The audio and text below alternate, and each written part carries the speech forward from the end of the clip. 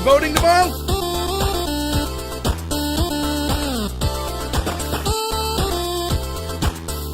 Oh, we ready?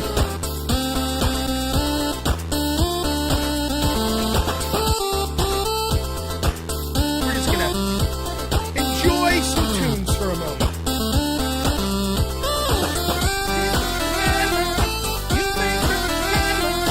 Everybody's walking overtime, living in America.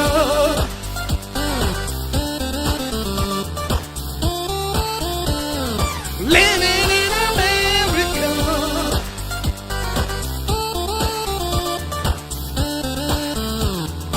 Living in America. Got to get back celebration. Oh, man, what is up, everyone? We're back again. Hardest working man in streaming, politics streaming right now. Normal America Show with Rob Noor. Great to be here, everyone. Hope you're having a fantastic time. What a day, baby. Woo, one more day. By this time tomorrow night, I'll be sitting at our local bar trying to convince the folks there that they need to get out and vote if they haven't already done it. Enjoying a nice burger with my wife. That's the plan tomorrow. We're going to try to go vote around 3 o'clock. Give us enough time in case the car breaks down or anything, will be good. Until that point, I will open my services, as I already have on my Facebook page, to anyone around here that may need a ride to get to the polling place. And I will be texting people that I personally know that perhaps haven't decided to go vote yet to make sure that they are getting out there and voting, offering to drive them to the polls as well. So it's going to be a good day. It's going to be a good night. We're going to have fun regardless of what happens. We happy few, those of us who are living life the right way, that understand the importance of family, friends, community. I'm excited. I'm really pumped about it. I think it's going to be a good day. So, also it'll be like a huge relief, right? I could take I don't have to stream like, what's my average here in the past 3 days? I'm like averaging like 20 hours a day, some shit on average. Am I texting Dem voters I know? Not really. I put messages up specifically on Facebook to my Democratic friends, but Ann Arbor, Michigan, pass. I mean, we need your vote, but I don't think I can make it in time and then make it back to vote myself. You're not voting tomorrow, Bobby C. Big mistake unless you've already voted. Look at you people. Are you really Democrats? You got some guy like me who's trying to go out of his way to help people here win Pennsylvania. You fucking with me? That's a good point, Bobby.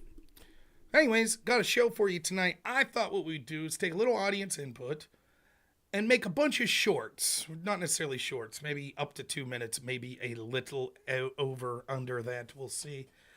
Now, I have to figure out how I'm going to do this.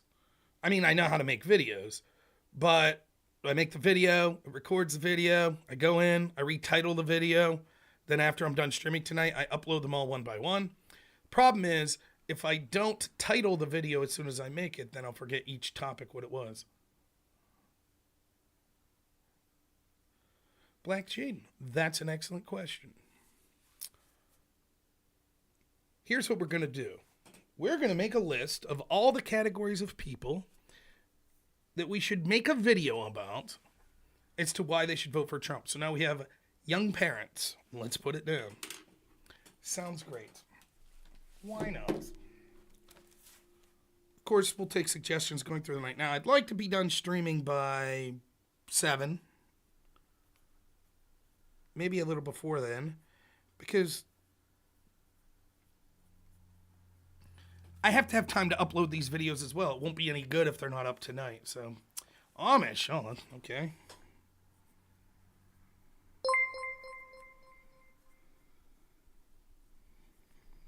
Let's get a list going, huh? Gizmo, thanks for the sub, man. Thank you, Arkur. Appreciate it, man. I appreciate it. It's all right to disagree. Cheney Republicans, like neocons. Okay, there's a good one. Neocons, that's going to be a tough sell. Libertarians, no problem.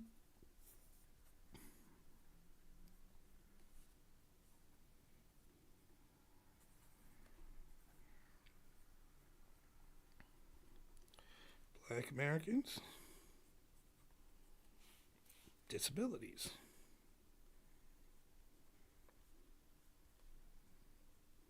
Okay.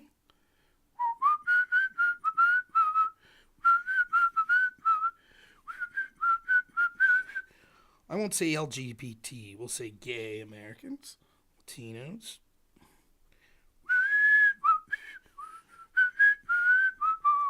Not extremists, but we'll say Muslims.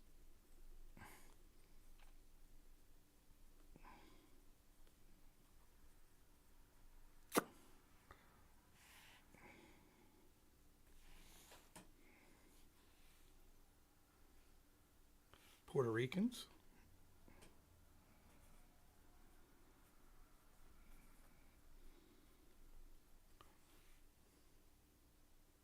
Extremely gay and blind Americans. Not just gay and blind, but extremely gay and blind. Bernie Bros. I got progressives down. I don't count. Legal immigrants. We have Hispanics. Trans for Trump. We'll pass on that one. Women.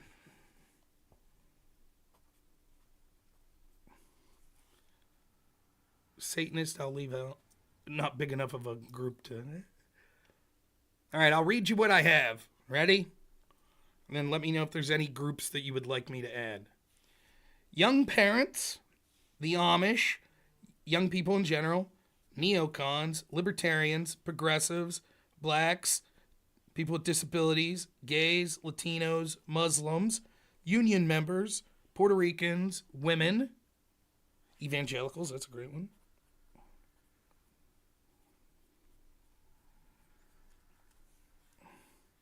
Never Trump DeSantis. We'll put Never Trump Republicans, like DeSantis Republicans. Is that fair?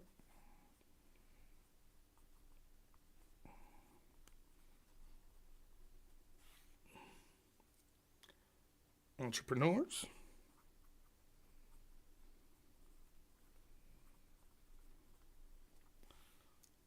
The deceased sewer dealer. Jews, okay.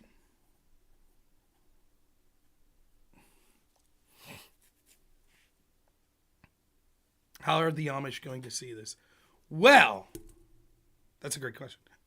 That's some Weird Al Yankovic shit there. Jeremiah Smith for $2, thanks so much, says, I voted Kamala. Trump and her are the same. Well, then why'd you pick her if they're the same? Yeah, we'll scratch neocons. That's very similar to DeSantis Republicans.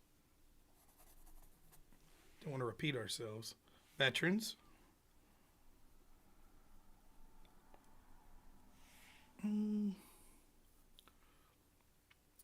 Poor people. Okay.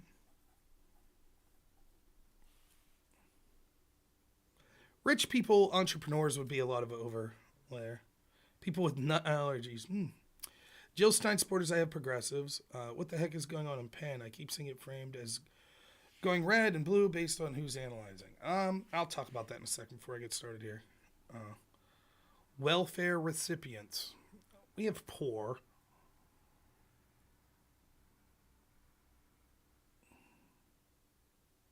Yeah, Vivek and Vance are great. I agree. What was the question? Any group you could think of you'd like me to do a video specifically as to why they should vote? Streamers.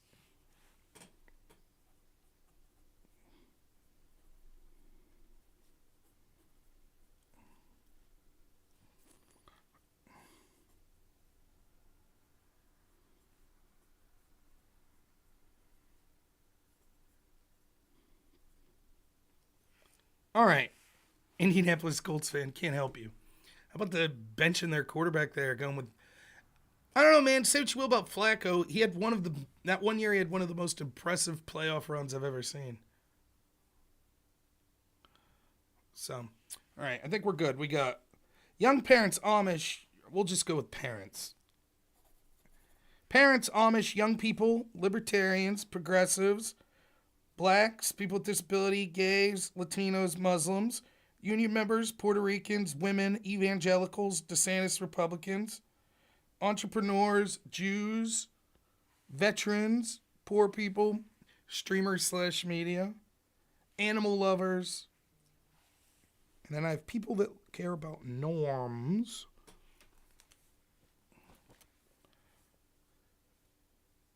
Jeremiah Smith gives $2. It says, real men for Harris. Hey, more power to you. You have the right to vote how you want. I'm not going to scream at you at this point. If you've already voted, you've already voted. But keep sending me those super chats. I'd probably even be more enthusiastic. Who knows? Maybe if you send me like $1,000 super chats, maybe I'll say some nice things about Kamala. Who knows? Get to $1,000 and we'll find out. Andrew Wilson already voted for Trump, or at least said he is. All right, let's do it. How am I feeling about Pennsylvania? I promised I would answer that. So again, I don't think they'll let Trump win. However, if you're looking at the numbers specifically in Pennsylvania, I talked about this on Jake Rattlesnake's show. There's a lot of talk that women are outperforming men in early voting, and that's true, but that's always the case. So I don't know that there's any marginal difference as to how much at this point women are outperforming men from this point in 2020. That I don't know. What I do know is what the Democratic firewall is. Now, the Democratic firewall is going into Election Day, how many votes have Democrats already racked up? So that was roughly 1.1 million, give or take, in 2020. Now it's about 400,000 and change. That means they've lost roughly 600,000 to 700,000 votes build up before Election Day. Now, there's some caveats to this, but basically, Pennsylvania was decided by 80,000 votes last time. So, I don't know how good you are at math, but if Democrats have lost 600,000 votes and they only won by 80,000, all things being equal, that would put them to stand to lose by about 520,000 votes. However, three things to remember this. One, we have no clue how independents, or for that many, how many Republicans are now voting Democrat, or vice versa for that matter. So, for example, that's just the number. All we know at this point isn't how people voted. We only know what the registration was of the people that early voted. So in that number, Democrats are only up 400,000 and change. But it could conceivably be that a bunch of Republicans voted Democrat, or the 300-something thousand independents voted Democrat. So that's certainly a possibility. Second, we don't know how many early voting Republicans would have elsewise been counted as voting on the day of Republicans. In other words, if 50,000 Republicans vote early, that could mean 50,000 less Republicans vote on Election Day. Now, it's not going to be a 1-to-1 ratio, but certainly that early vote will cut into the Election Day total. So we still have no idea what Election Day turnout will be. Most polling is suggesting the Republicans are supposed to win Election Day turnout nationally 12 to 16%. So that gives you a little idea of if there's a big turnout in a place like Pennsylvania, probably Republicans win convincingly, Trump wins convincingly. Elsewise, probably it'll be the Democrats. Third thing is, we don't know how many more Democrats will vote in person, particularly in Pennsylvania this year, than they did in 2020. In 2020, they were all very scared of the pandemic, so they were staying at home. Democrats more likely to be afraid of the pandemic than Republicans, more likely to be stay at home and vote by mail. However, this time, because the pandemic's not there, maybe a large swath of Democrats that previously voted by mail have decided this time, you know what, we'll show up Election Day. Other things that are troubling for the Democrats include that it appears that black turnout in inner city areas has decreased significantly in Pennsylvania from years past. So most of the one thing to the advantage of Democrats in the early voting, polling, etc., is women seem to be outperforming men at this point in Pennsylvania. Men do tend to vote more than women on Election Day. So we'll see how that works. And there's the question of there's probably a better chance of former Republican voters voting Democrat than the other way. So that's the two things you have for the Democrats. For the Republicans, it's that firewall has massively been cut into. It looks like registrations are up with Republicans in Pennsylvania. It looks like enthusiasm going into Election Day is up. So those are all reasons to be excited. So I missed a super chat. Baby's in the womb. I hear that. I think we know how they'll be voting.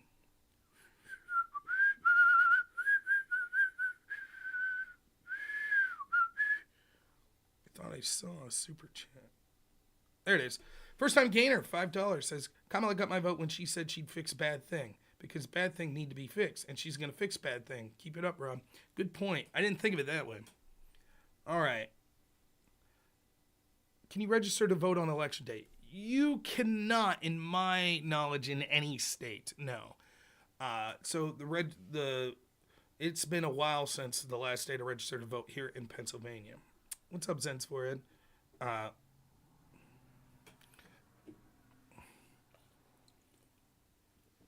So, all right. We're going to do this. Now, the plan is to try to limit these videos. I should put a timer on the screen is what I should do. Try to limit these videos to 2 minutes apiece. Maybe I will set my phone up as a sort of timer. So I got a little bit of an idea. Ooh, everybody's working overtime.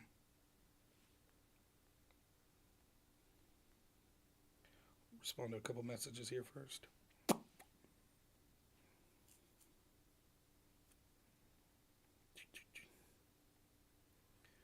Let's bring up that timer.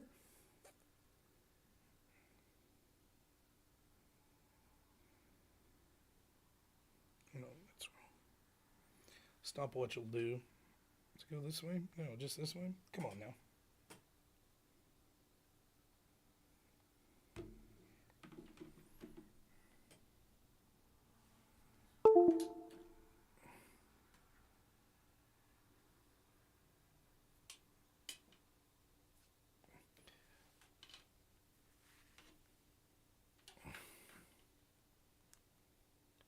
Rob, you cannot do new registrations. You can't remove your registration if your precincts change, etc. in a lot of areas, but you then have to use a provisional ballot. That I did not know. Thank you for that. Rob, I have a question. As an Orthodox Christian, why should I vote for a candidate who has cheated on his wife and supported abortions? What's the alternative? We'll talk. I'm going to explain why evangelicals, but just to answer you specifically. For example, if you're upset about abortions and one candidate will lead to even third trimester abortions and thousands upon thousands upon thousands of more abortions and more baby dead than the other one, why wouldn't you vote for the person that would have less of those? Because you don't like him personally? Why not take this to the logical extension? As an Orthodox Christian, how could you vote for anyone who has ever sinned? Right? If you could point to a sin of anyone, how could you support that as an Orthodox Christian? I find cheating on your wife to be quite serious. But at the end of the day, it's a sin. God's willing to forgive that sin. That's why he sent his son to die on the cross to do so. But you're not to vote?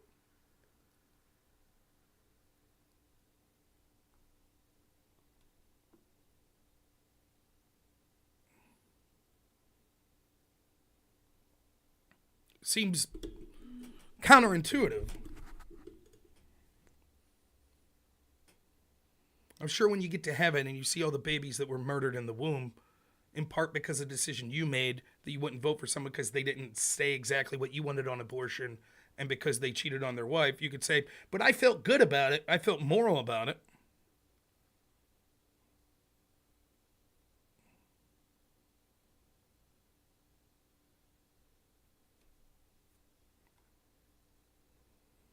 All right, let's start it. We're starting with parents. Where are we at here? Okay.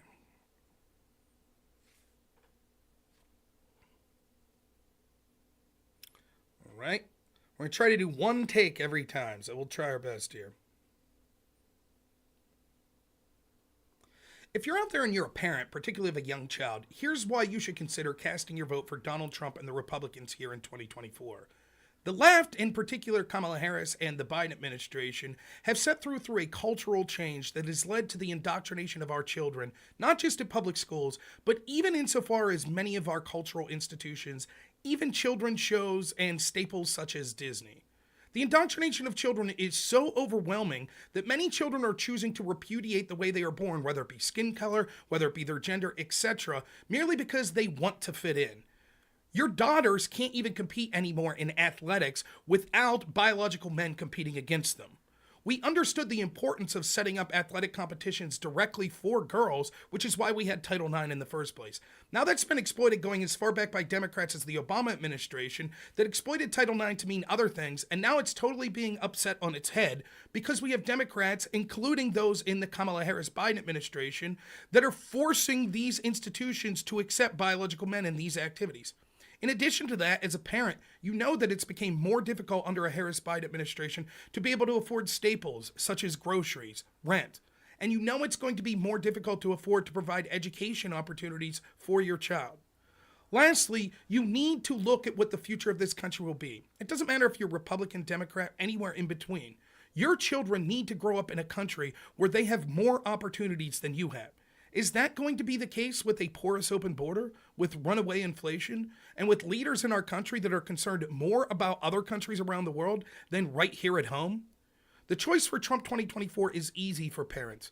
We can see that they respect family values, they respect your children and your daughters, they respect not indoctrinating them in school, and they'll set forth an agenda that will lead to a better economy and a more safe world so that you could grow up in peace knowing your children will have more opportunities than you did. Yay, we did one. Now, allow me to label this as we're going, if you don't mind. Rename. Parents vote.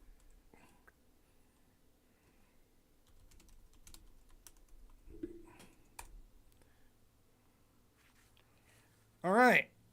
What do you think? We doing good on one? Did I see your super chat? No, I'll get to everyone's super chat. I will. Super chat. Oh, shit. All right. I can't find it. Give me a chance. You guys are keeping me on my toes, but I will take your money. We doing?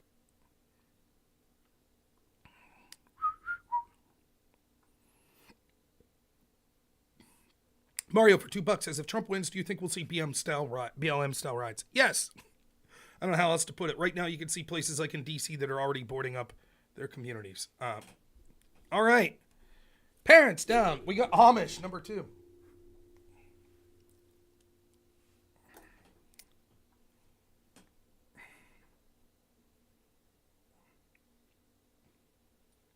All right, you ready? I've been privileged to spend my entire life in rural Pennsylvania, and some of the great neighbors I've had all through my life have been people from the Amish community. If you're Amish and you happen to be watching this, you know that the strong family values, work ethic that you've put forth are some of the most important values that illustrate everything you're doing in life. Imagine then a Democratic Party that not only denigrates you for being hardworking and blue collar, but seeks to make your life more difficult through imputations on your religion, on indoctrination of children, and will seek to have more regulations to crack down on you. We can see how Democrats across this country have done things like challenge people's ability, particularly farmers, and even in some cases Amish people, their ability to, without regulation, sell unpasteurized milk, to sell produce and livestock to people. The Democrats are always increasing regulations and increasing the government's intervention into your life and your ability to do these things. Donald Trump has promised to cut regulations as he has in the past. This would mean you would have a more open environment to where you'd be able to sell your merchandise more freely to members of the community that you understand will be important for your livelihood. In addition to that, we can see that many of the values the Democrat push would be directly against your conservative values. Their radical pro-abortion stance, their stances on indoctrinating children, their attacks on religion, even going so far as to go after Catholics specifically and anyone who deigns to pray, even outside abortion clinics that are trying to pray against the barbaric practice of many of the forms of abortions that you see. Make no mistake about it. The same way that they treat MAGA as a cult, eventually they will start to treat people in the Amish community as a cult in the very same way. There is a war against family values, a war against Christian principles, and it won't stop at just going after the people that are outside of your community. Eventually, it will come for that as well. Not to mention a community that has the ability to sort of save money and purchase things that are staples, such as lumber, such as domestic products that you may need in order for building. All of those things would be cheaper in a world with less inflation under Donald Trump. In addition to that, we could see that the radical democratic policies have led us on the precipice of World War III. And although that might not seem like an important thing now, I assure you, a world where we're in conflict is a world where it'll be much more difficult to practice your religion and your lifestyle at home. We also see that the border is open and that we have people that are changing communities all across this country. Inevitably, just as we see them sending them to suburban and rural communities across this country, they'll start sending them to areas where Amish communities are thriving. So for all these reasons, for a better economy, for family values, for your own sort of independence and the rebuke of the regulations that the big government seems to put on you, you should vote for Donald Trump and Republicans down ticket in 2024. Sort of stumbled there a little, but I don't think it was that bad. What do you think? You have Lyme disease. Yes, you should vote for Trump. What am I doing here? I gotta label the video. Show recordings.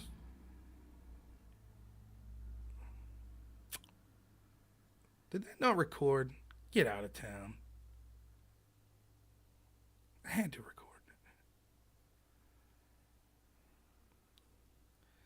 Already probs here. 1 second. I'm going to have to redo that one, aren't I?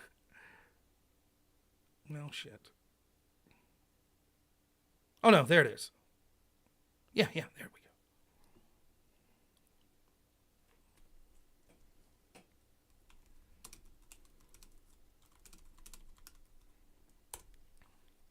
Next.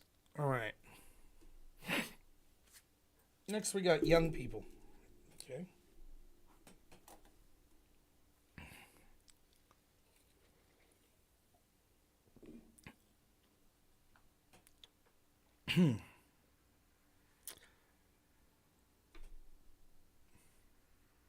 We see a change that's coming in this country where people of the younger generation increasingly are considering voting Republican and becoming MAGA. And I think that this incredibly makes sense. What you need to understand if you're young out there is that you're going to make mistakes in life. You're going to tell a blue joke. You're going to say something that's regrettable. And unfortunately, in today's society where we have social media and the internet, things seem to last forever.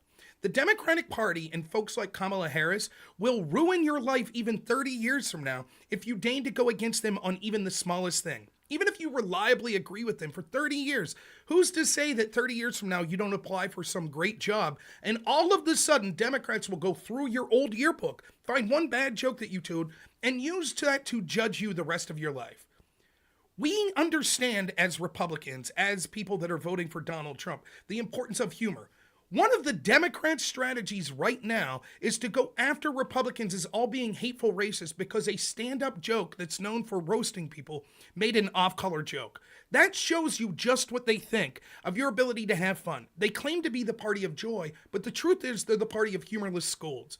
In addition to that, we can see that young people are having trouble doing things that maybe their parents were able to do, like afford a home. The disastrous policies of big government and big spending have led to it being incredibly difficult for young people to ever get a leg up. We could see that a Kamala Harris administration would be an administration that would increase spending and that would value people around the world, people that were born in other countries, more than they would value you. You would have a difficult time ever starting up a business, ever owning a home, or doing the things your parents did because inflation will be so out of control.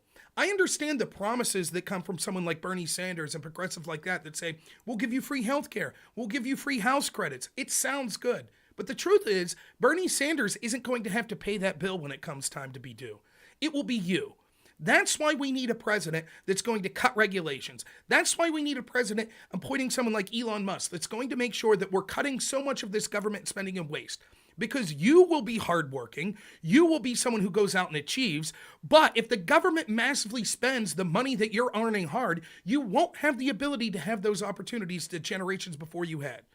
So for the reasons of actually wanting to be able to economically thrive without the government constantly interfering with you, and for the reasons of actually wanting to have fun, joke around, and not have to constantly worry that you'll say one wrong thing that'll cause your life to be canceled, young people should vote for the party of joy, the party of fun, and the party of fiscal responsibility, deregulation, and the party that believes young people will be able to be the great entrepreneurs and thinkers of the future that will lead our great country into the next generation. You should vote for Trump and Republicans in 2024.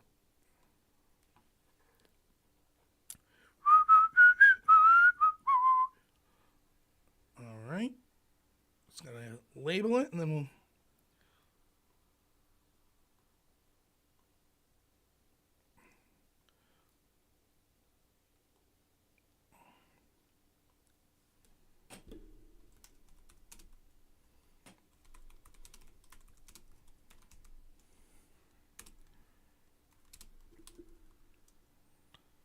Am I missing anything? You guys think I suck? Are these good? Do you enjoy watching this? Or I hope people enjoy this. I do get a little mush mouth once in a while, so I hope it's not too distracting.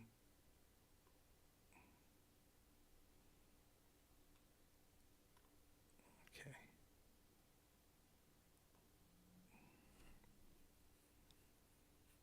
All right, next. Libertarians. I'm not going to say it better than my friend Casimir said it the other day, but let's see here. There we go. Okay, libertarians. Here we go.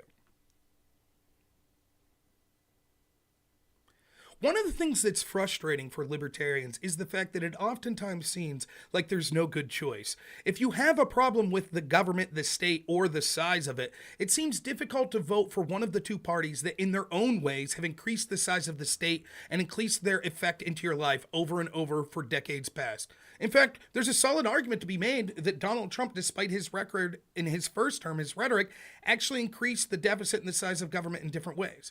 But don't forget, Donald Trump also cut regulations massively. And this time he is committed to surrounding himself with people that will cut the size of the government, including Elon Musk. And in a dream to libertarians, Elon Musk has talked to, and we've had verbal confirmation that Ron Paul himself, who understood the problem with things like the Fed and the massive size of the government, has agreed that he would be interested in coming on into a Trump administration. Now, that may not be everything that all libertarians want. But you have to understand, just like Milei in Argentina, the correct path to go to having real change will be incrementalism. We need to make incremental changes to the size of the government. And the people surrounding Trump, like Ron Paul, Elon Musk, Vivek Ramaswamy, that have talked about massively shrinking the size of the federal government's workforce, their ability to have regulations, their ability to massively spend, these are all steps in the right direction for libertarians. In fact, a great libertarian friend of mine, Casimir, says, with all of the great things that we see in scientific advancements with 3D printing, the ability to grow your own food, alls we need is time. That's what libertarians really need. Time to be able to have policies eventually, incrementalism, that will allow them to, one, be more self-sufficient, and second, gradually decrease the size of the government over time. We will not get the dream of someone just coming out and voting and all of a sudden, through one vote, the government will massively shrink 99% or not exist in the sense that each individual libertarian will want. The best you can hope for is this election making the choice that makes the most sense to getting you towards the elections that you want.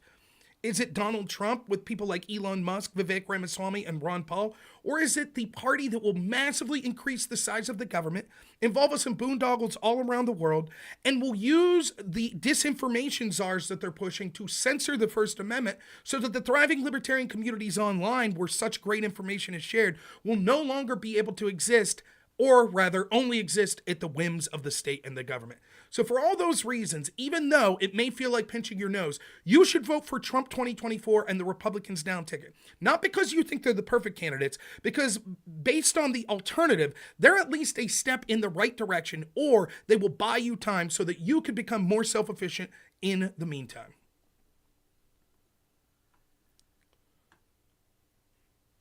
Boom, boom, boom, boom, boom, boom. Okay, that one show up yet?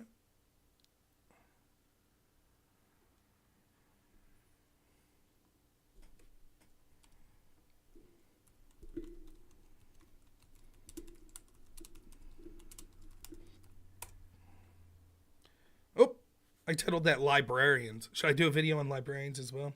Let's see what the chat's saying. Anything? Yeah, I would think that Trump's an easy sell to libertarians. I was trying to focus on the people that just say, nope, I refuse a lesser of two evils.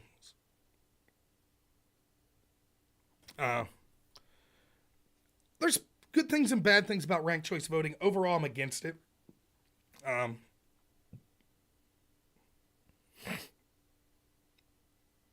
We'll get there.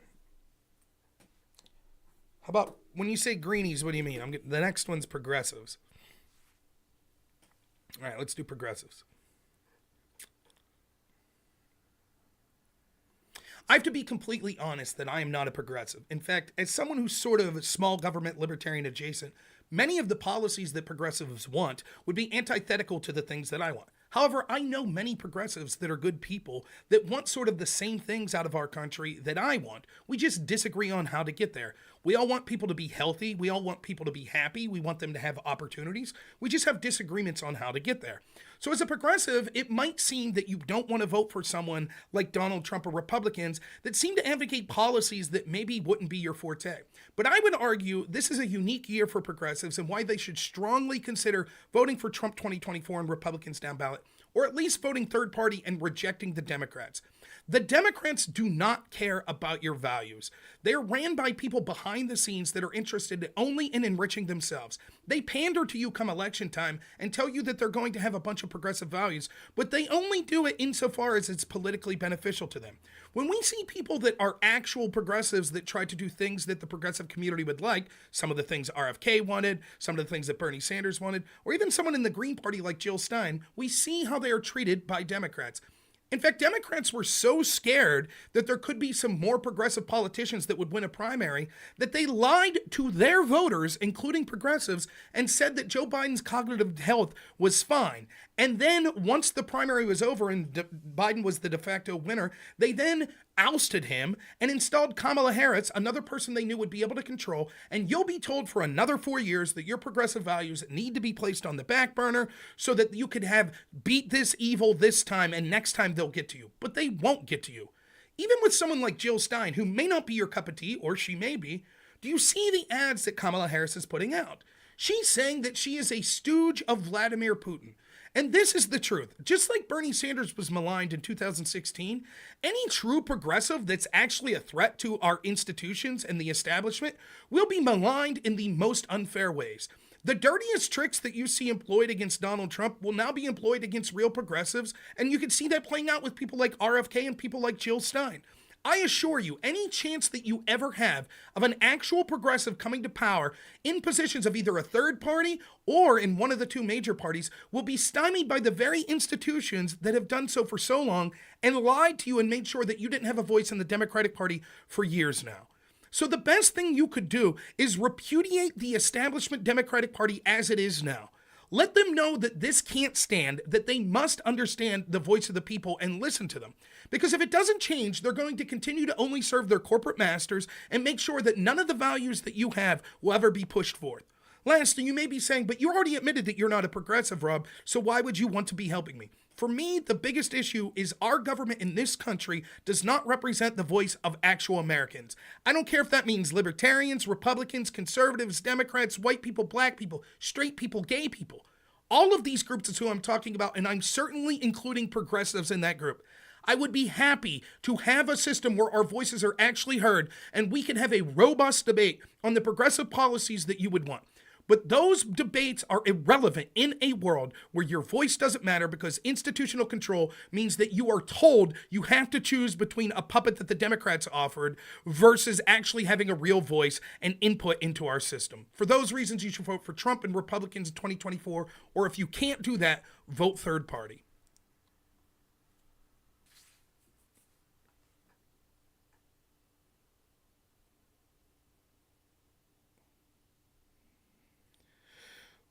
Only warning, no talk of any sort of violence, even in jest, in the chat.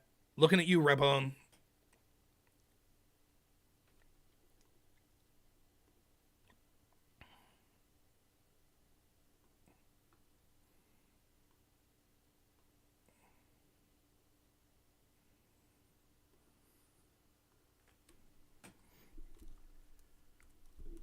It'll take me more time to upload these than probably make them.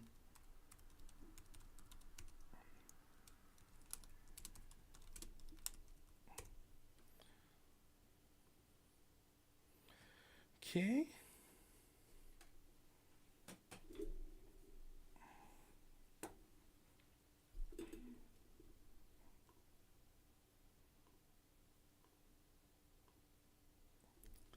All right.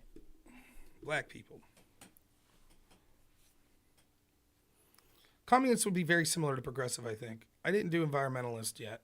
I assume that would be similar to progressives as well. I could write down environmentalist, I guess.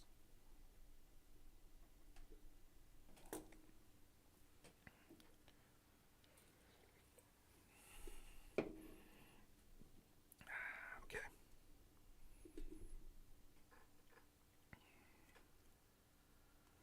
For years, Democrats have thought that black people owed them their vote.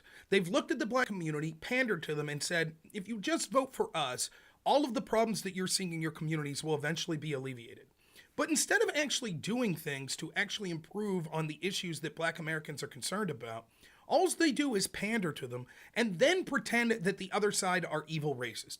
Well, even though I might not understand many of the unique challenges that face black Americans, I understand that they're more similar than any of us, just like all groups are worried about the same core issues. You're worried about being able to afford to provide groceries for your family, to be able to afford to pay for your rent, to want a border that's secure, to want communities that are safe, to want to not have to send your sons and daughters off to conflicts overseas, to want a government that cares more about you than cares about nations that you'll never visit that are half a world away. And that's what's being offered this year by the Trump 2024 ticket and by Republicans down ballot. Now, I understand a hesitancy for black Americans to want to vote for Republicans based on all the propaganda that's been out there. Of course, we know that there was supposedly a great switch, and actually the party of Lincoln that freed the slaves was Republican, but Democrats will deign to tell you, no. There was a big switch, and that's not the case anymore. The truth is, Democrats don't really care about the issues surrounding black people. They only care about running on those issues. That's why you see cities that still have the same problems that claim that they'll solve for black Americans that are working on those for years and years and years, even though they've been almost all Democrats elected to those cities for years. The truth is, Donald Trump isn't as divisive as they're saying when it comes to matters as race. Things were remarkably well for black Americans in his first tenure, including black job ownership or black jobs being up, black ownership of businesses going up, and the wages of blacks going up. All Americans' wages have only gone up about 1% under the Harris-Biden administration. And as she said, she wouldn't do things differently. Whereas those numbers were about 8.5% increase of wages under Donald Trump.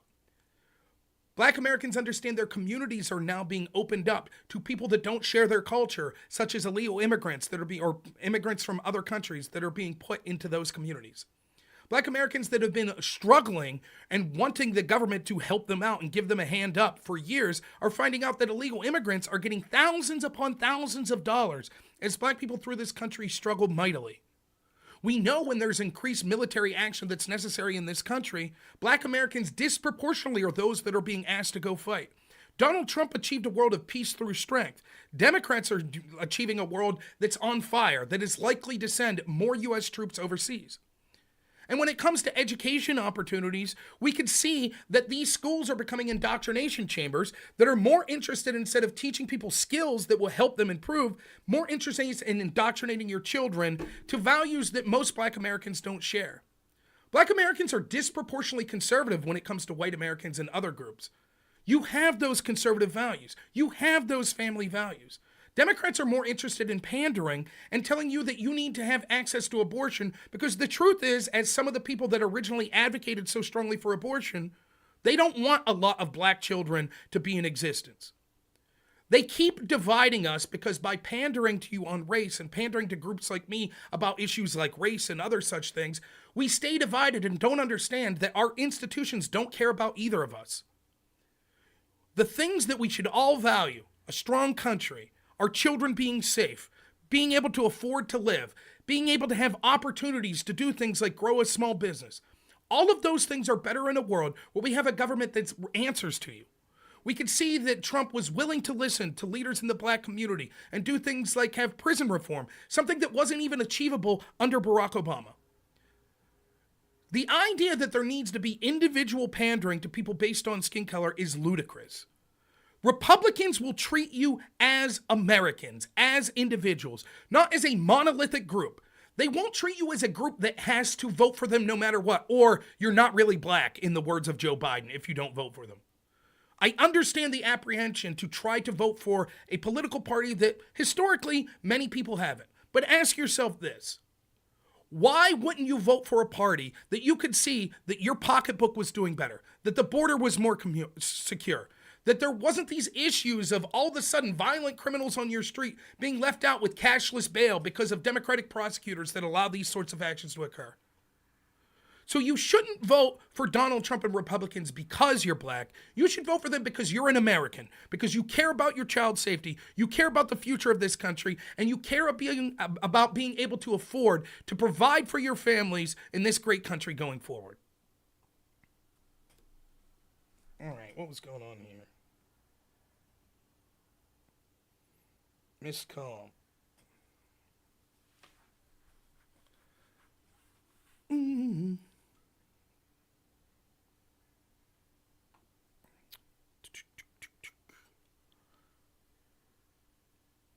Let me see. Title this one, and then we'll go to the next.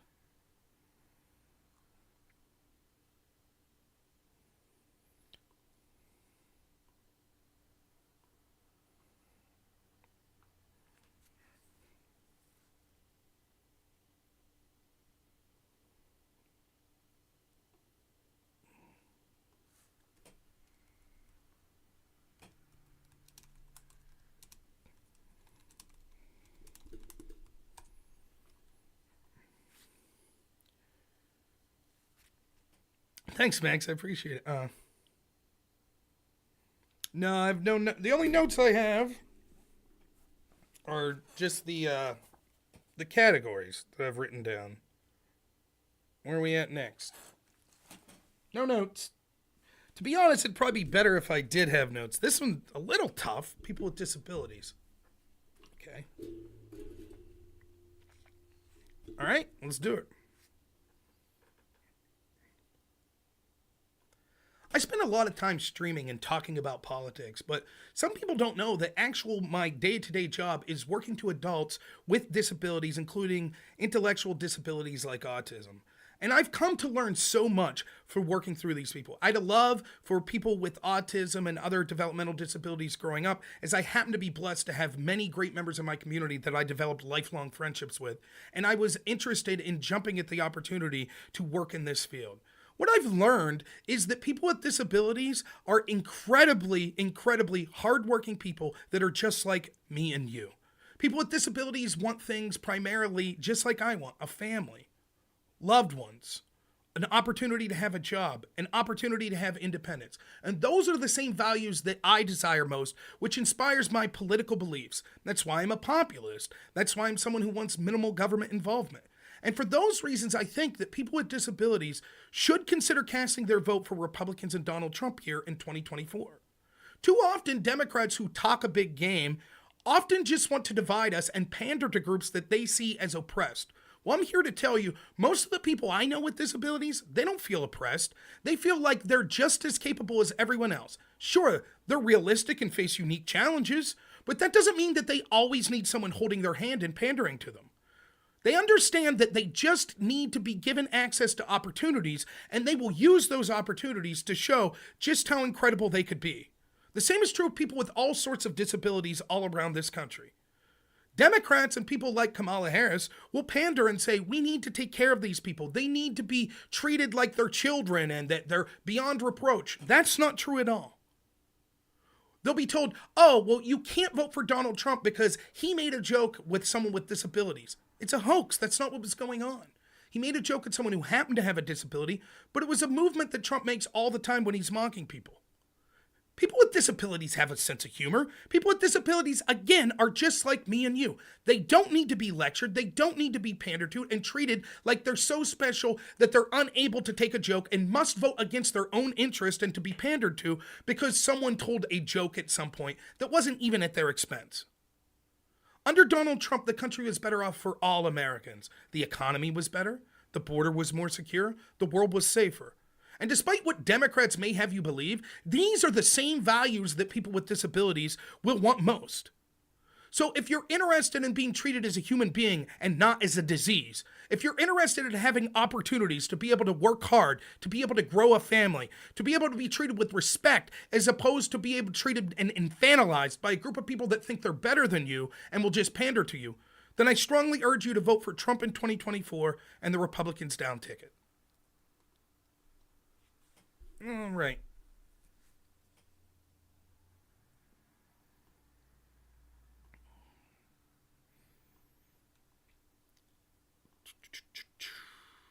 I hope people are enjoying. Let me know in the chat if you're enjoying this. My process here.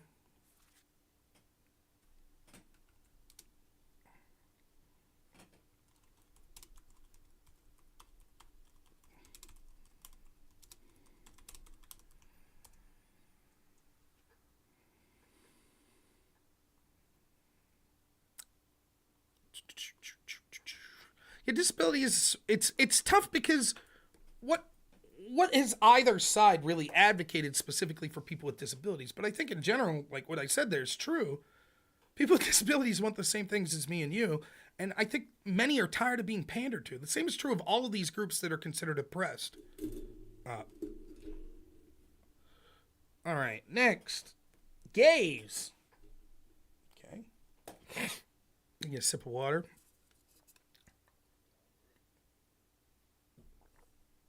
Thanks, Charlie. I appreciate it.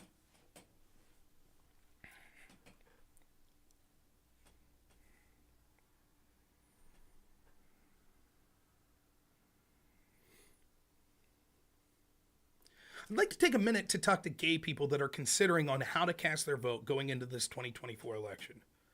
I think the gay people are people that Democrats feel are entitled to having in their party. They feel like, oh, we've said that we've stuck up for you in the past, and therefore you always must vote for us, even if we no longer have your best interests at heart. We saw this with the Orlando nightclub shooting.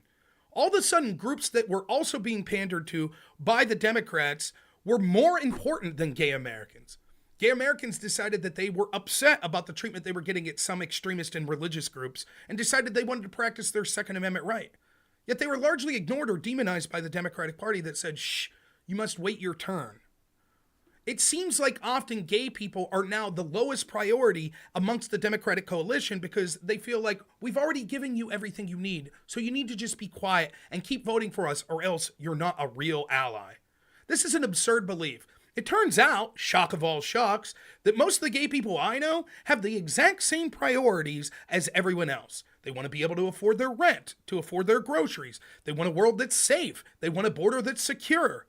And yet we're told, oh, no, they can only concern themselves with a select few issues that happen to align with the Democratic Party agenda. I disagree.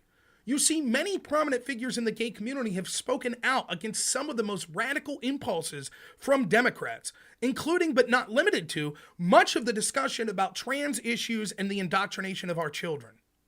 Gays are now being told that somehow they're inferior, and it's not that people are really gay, it's that actually they're really trans. This isn't from me, but this is from several members of the gay community that said it's almost like there's a shame of gay people, and it must be that young people aren't really gay, they're actually really trans, so we need to start that conversation and have gender-affirming care. As such, issues that the gay community might be interested in that are unique to them are oftentimes completely ignored because they're considered basically the oppressors of the LGBT community. The Republican Party of today, and Donald Trump specifically, have not been hostile to gay Americans. They have instead focused on not pandering, but offering up issues that all Americans, including gay people, could get behind. You want to own a business? Vote Republican. You want a secure border? Vote Republican. You want crime to go down? You vote Republican. If you want the world to not be on fire, then you vote Donald Trump and the Republicans, not the Democrats that seek to exploit issues around the world, just like they've sought to pander and exploit issues surrounding the gay community. We need a government that is concerned about American citizens first and foremost. We need a government that's not interested to pandering to minority groups so they could get away with exploiting the system to enrich their friends and to focus on issues around the world instead of this country and people back home. We need to get back to sensible government. We need to get back to the idea that our government isn't about influencing culture and celebrities and pandering, but is actually about doing things for Americans in this country, such as making sure they can afford to live and that they can be safe. Gay people are smart enough to understand, just like all of us, that being pandered to and told that you're special or you have to vote for us is something that people do when they want to infantilize you. And that's why you're seeing more and more members of the gay community that are starting to vote Republican. So I urge you, in this election 2024, consider voting for Donald Trump for a better country for all of those issues, and consider voting for Republicans down ballot. Why don't I just debate Andrew Wilson on this and be done with it? Am I running from that debate? Or have I talked to him many times about it? Recently was on his show talking about the Ninth Amendment and just talked about him with Jake Rattlesnake today.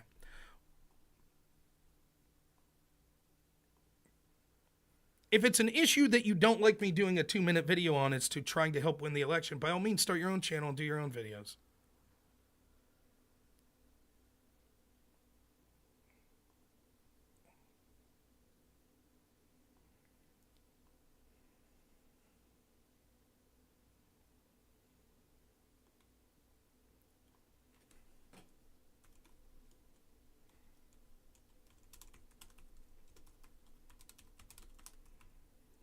Next. All right.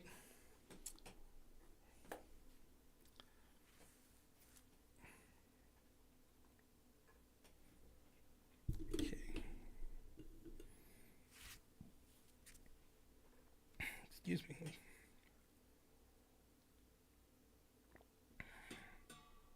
Super chat, Landon Manwaring, $20. Rush reincarnated. I wish. Thank you for the kind words. Just need a cigar for you formerly nicotine-stained fingers. How are you preparing for the chaos that will come either way when the election goes? Hanging out with my family and staying positive no matter what. I happen to be very lucky, so I know no matter what happens, I still have a wonderful family and that I'm going to be all right. So that's basically how. Can I do veterans? I think I wrote down veterans. Yeah, we'll get to veterans. All right, next. Hispanic. Yeah. Donald Trump is poised to do better with Hispanic voters in this election than Republicans have done for a generation. And why? Because it makes sense. The Democratic Party has never offered nothing up to Hispanics other than giving them the cool term Latinx. That's right, Hispanic people. You see, Democrats know better than you. You need to be woke like them, and your masculine, feminine language is something that needs to be changed. Only it turns out most Hispanics see right through that nonsense. They don't want to be pandered to, that there's some special individuals that are oppressed. In fact, quite the opposite. Hispanics have a thriving conservative culture, oftentimes more conservative than other constituents. They understand the importance of masculinity, and they understand the importance of traditional social roles. And even those that don't see that it's just cheap pandering that Democrats are offering them. You see, Trump and Republicans are racist and they hate you. And they don't care anything about you. So sure, we're not offering any policies that help you. Sure, we'll have runaway inflation. Sure, we'll have an open border. Sure, we'll have a world that's on fire. But hey, at least we use the term Latinx. That's what Kamala Harris and the Democrats are offering Hispanics in this election. But when it comes to the border, they say, only people that hate Hispanics would want a secure border. It's absolute nonsense. Hispanics want a secure border as well.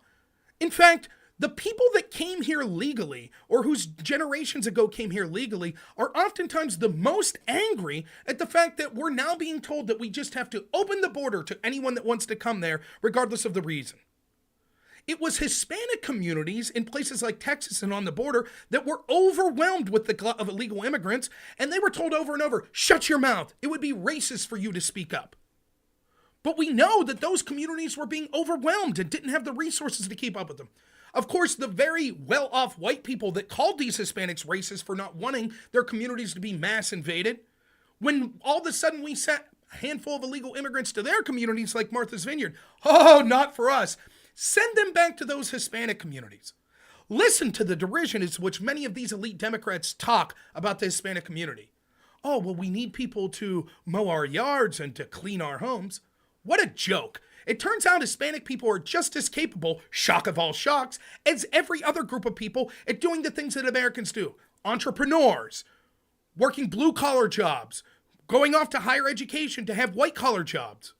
All of these are within the reach of Hispanic people, despite what Democrats would have you believe. Family values are something that the Democratic Party is antithetical to, and it's so important to so many people in the Hispanic community.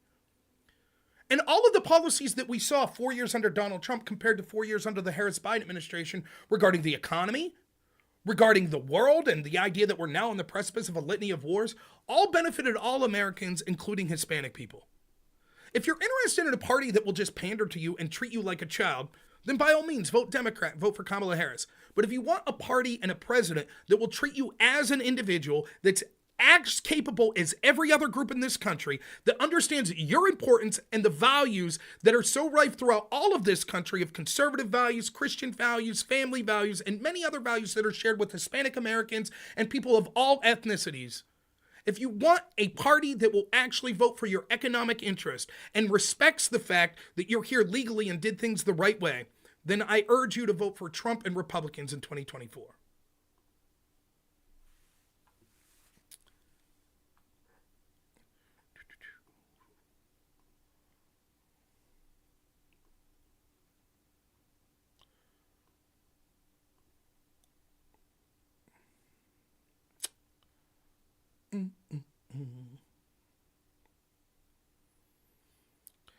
When I need someone to just load these for me.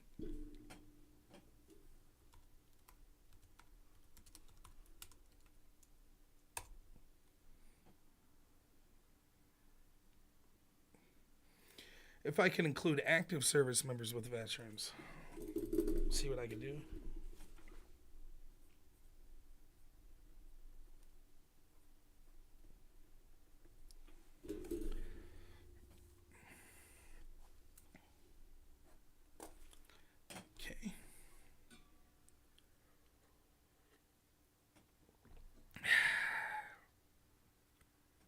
Okay. Muslims.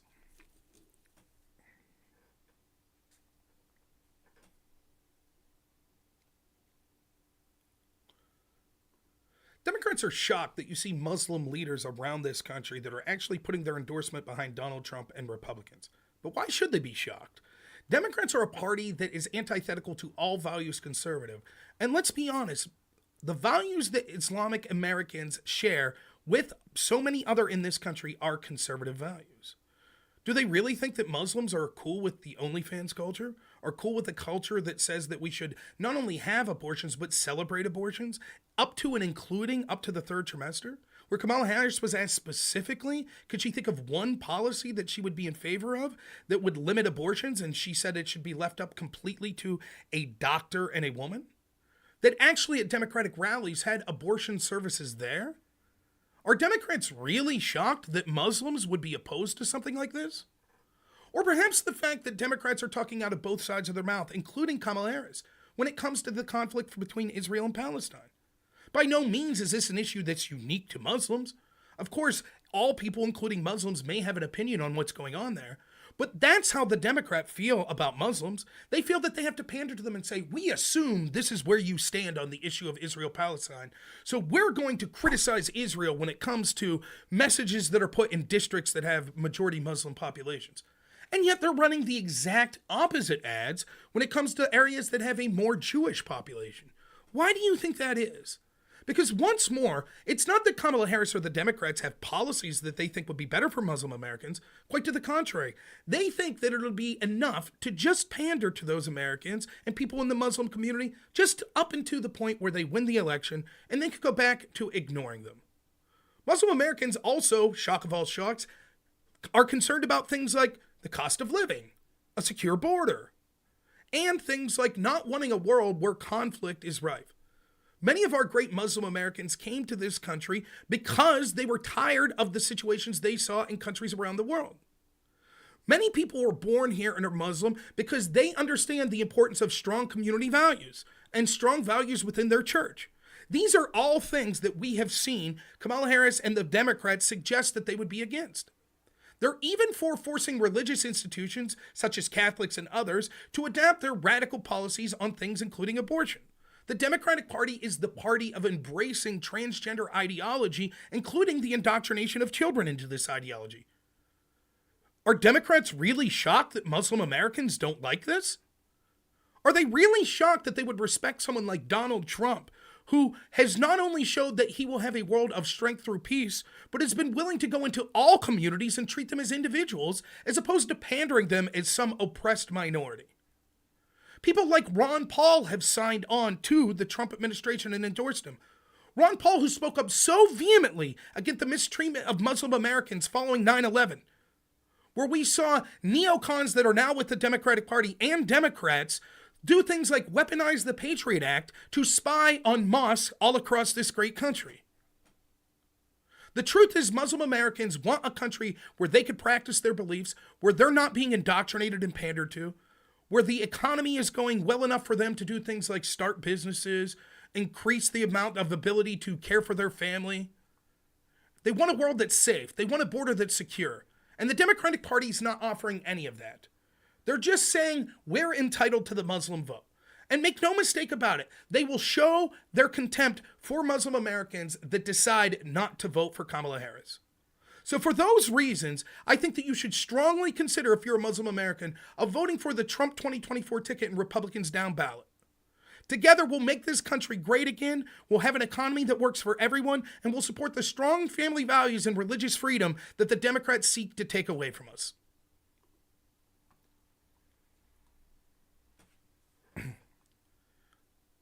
All right, let's see. Takes a minute for it to save. Oh.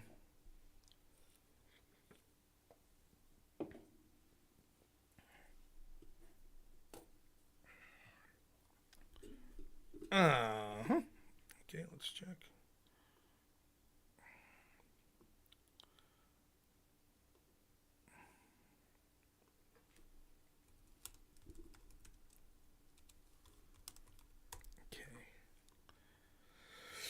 Okay. My master's, if someone's asking, my master's degrees in speech communication. Not that I learned much there, though. Union members. Okay.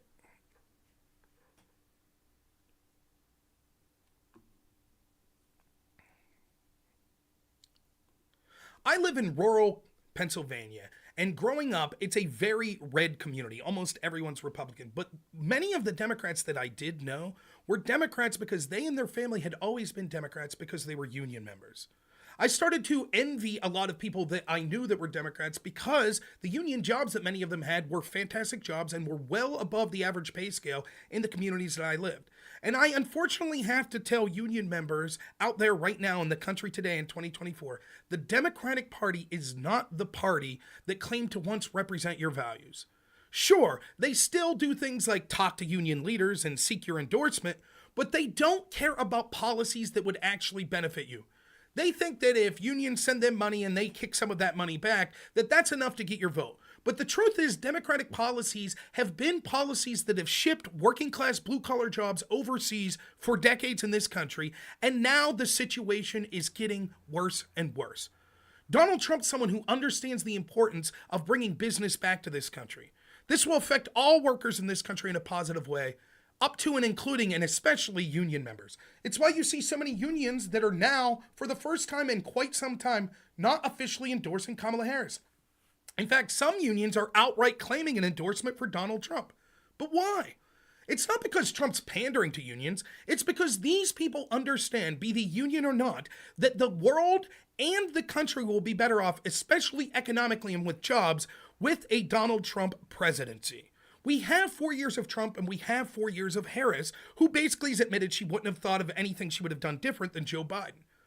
What world was better for most union members? Well, on average, it's just like which world was better for most Americans. The economy was better. The border was secure. We weren't involved in as many conflicts overseas. All of these things would be likely to return to where they were if we elect Donald Trump and Republicans again in 2024. What Democrats have for unions is policies that will continue to ship jobs overseas. It will be continuing to say that we are a consumer economy, but we're consuming goods and services that come from outside of the country. Blue-collar jobs will continue to decrease over and over. But Rob, look at how many jobs were created under the Harris-Biden administration. We can have all the pandering that we want and all of this massaging and manipulation of facts. Never mind the fact that those job numbers are almost always revised down, or we've just seen the worst job numbers in 4 years that came out on this month right before the election. But just ask yourself this. If you're a union member, are you feeling better off? Do your fellow union members feel better off? Of course not. On average, they don't. And that's why we see unions that are going at record pace for Donald Trump. It's not a done deal. Union members are just like all of us. They're going to have disparate beliefs and different priorities. But it's no longer verboten to say out loud the truth. The Republican Party, and specifically the Donald Trump ticket, isn't antithetical to unions. In fact, quite the opposite. They are the American Worker Party. Unions will thrive under Donald Trump because we'll see the economy thrive. We'll see inflation go down, and we'll see policies, including his tariff policies, that will encourage businesses to build factories right here in the United States. It's not going to be like with the Democrats, where there's just a concern on creating government jobs so they could pad the job numbers, only to have them retracted a few months later when the news isn't paying attention. Donald Trump's presidency was one where Americans thrived. It was one where the border was secure. It's one where the world was safer. These are the things that union members care about. His policies will specifically help jobs in this country, and that is including union members. He has sat down with union leaders and has the endorsement of more union leaders than most Republicans have had in generations. Donald Trump and the Republican Party isn't the party that you knew 30 years ago. Just like the Democrats aren't the party of union workers 30 years ago. They're the party of radical abortion policy. They're the party of transgender ideology. They're the party of concerned more about illegal immigrants than workers in this country. They're the party of lockdowns. They're the party, such as Kamala Harris, that wanted to force union members and great workers across this country to have to take medication against their will, or they would no longer be able to work at their jobs. They called you non-essential. That's who the Democrats are, and that's who Kamala Harris is. So reject that in the strongest possible terms in this election. Vote for the party that cares about you. Vote for the party that respects you, that wants to eliminate tax on overtime. Vote for the party that respects blue-collar workers, and that's Trump and the Republicans in 2024.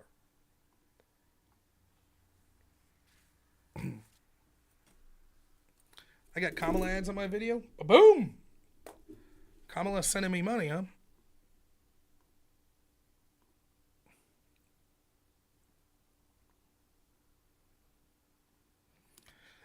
Jake's Delivery says, what are the reasons to not vote for Trump? Sure, I'll do one. I'll do one on that. I'll do who shouldn't vote for Trump.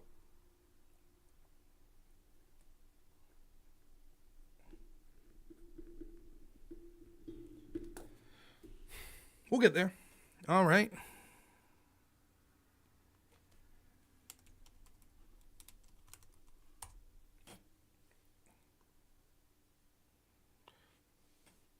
Puerto Ricans. Okay.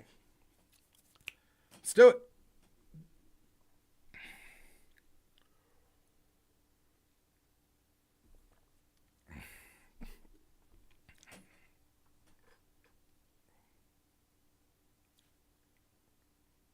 I'd like to talk to Puerto Rican Americans out there for a moment, or people of Puerto Rican ancestry.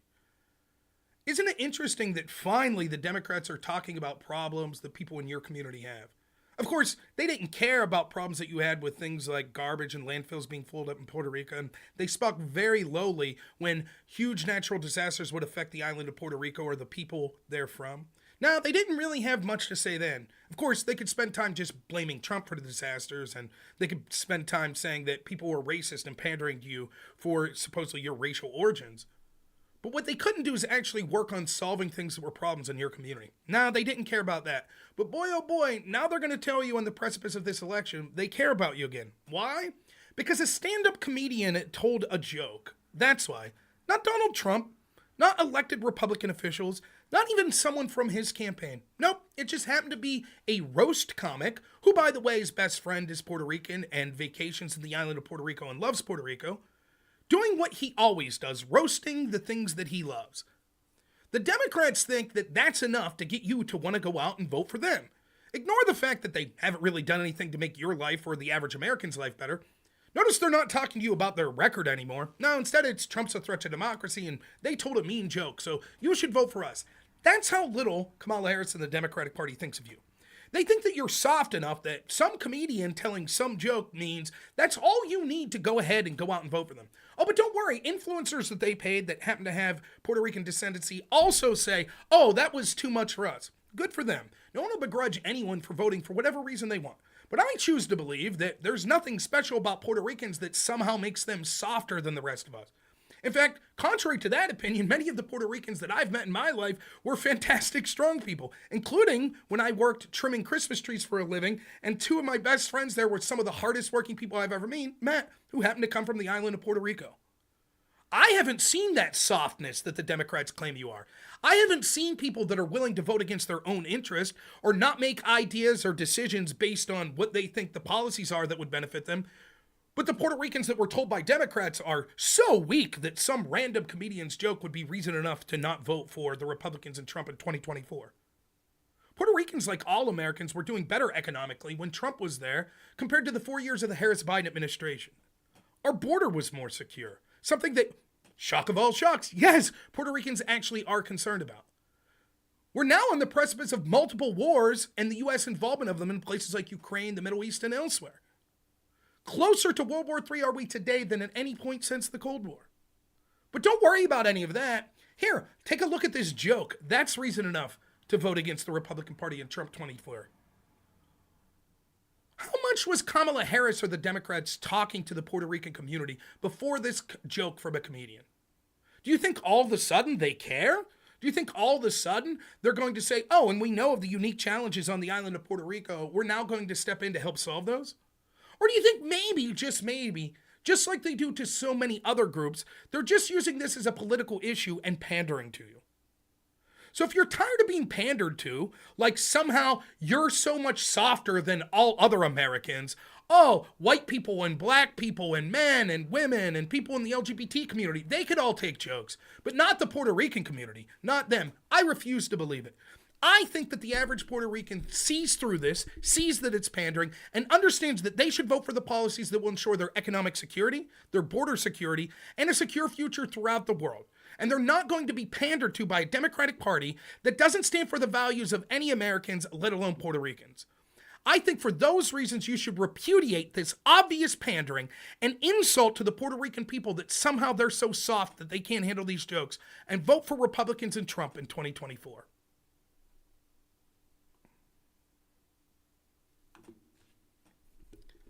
Mm-hmm.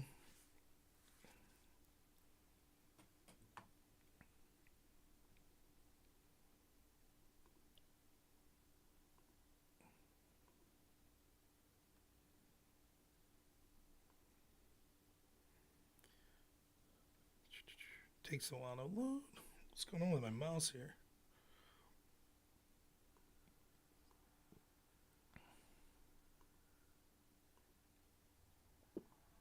There we go.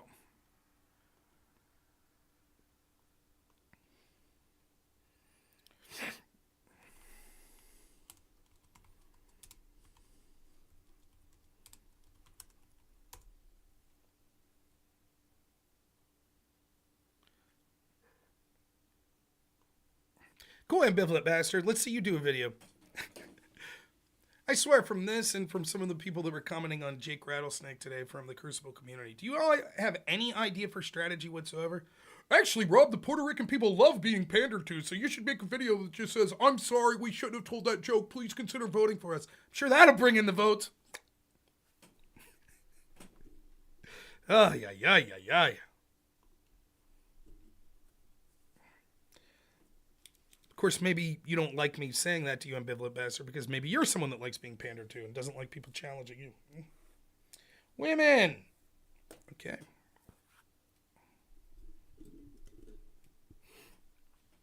All right.